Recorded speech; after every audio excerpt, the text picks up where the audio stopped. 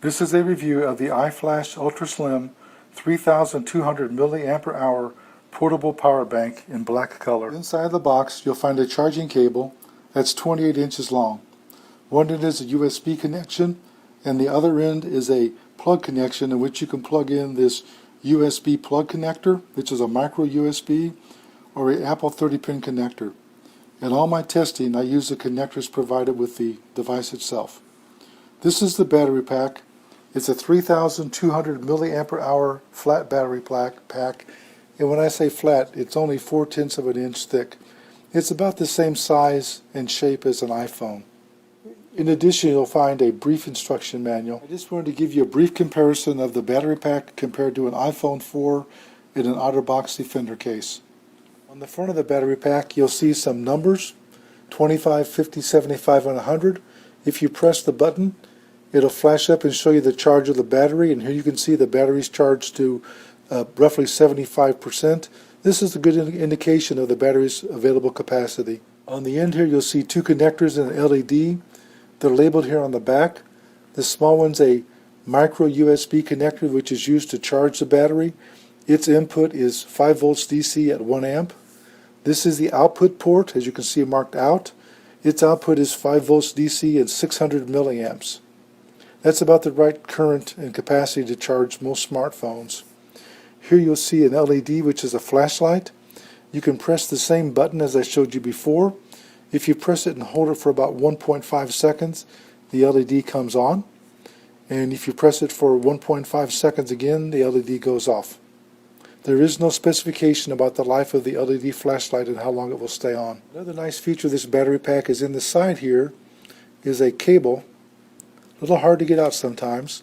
It's a micro USB cable, so if you have a Kindle Fire, this is good for charging your Kindle products or your Android products. This cable is only about 3 inches long. I wouldn't pull it too much. I'd be afraid I would pull it out and break it inside of the battery pack, but it is a nice feature. The battery pack is lightweight and weighs in at only 3 1/4 ounces. This battery uses lithium technology and it can be recharged over 500 times. This micro USB connector plugs into the end of the charging cable, and now you can take the battery pack and plug in the charging cable and plug it into an AC wall source and charge the device. The battery pack does not come with an AC wall charger, so you have to use one of your own. It's recommended that you use a 5 volt DC at 1 amps, and it will take approximately 4 to 5 hours to charge. You can charge it with your computer USB 2.0 port, for example, but it will take twice as long, or 8 to 10 hours. Frankly, I charge all the batteries that I own with 2.1 amp power sources, and they charge twice as fast and they work fine. This is a very nice battery. It's extremely lightweight.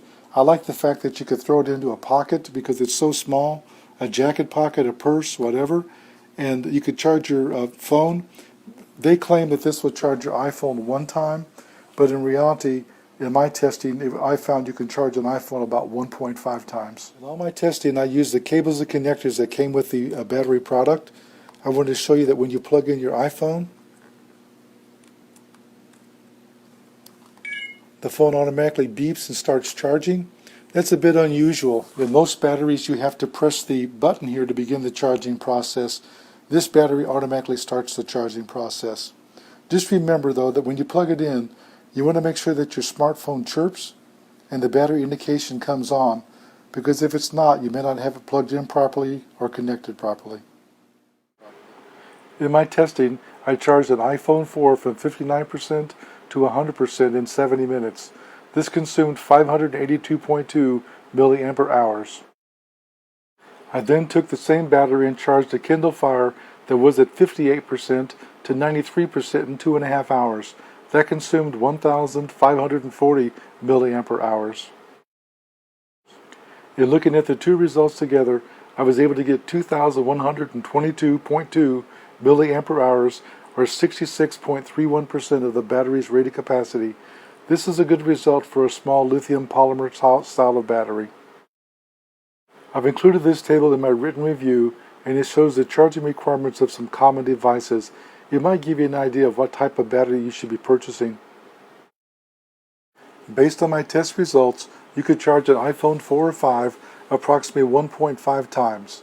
an iPad 2 about 30.5%, an iPad 3 or 4 18.36%, an iPad mini at 47.3%, and a Kindle Fire at 48.2%.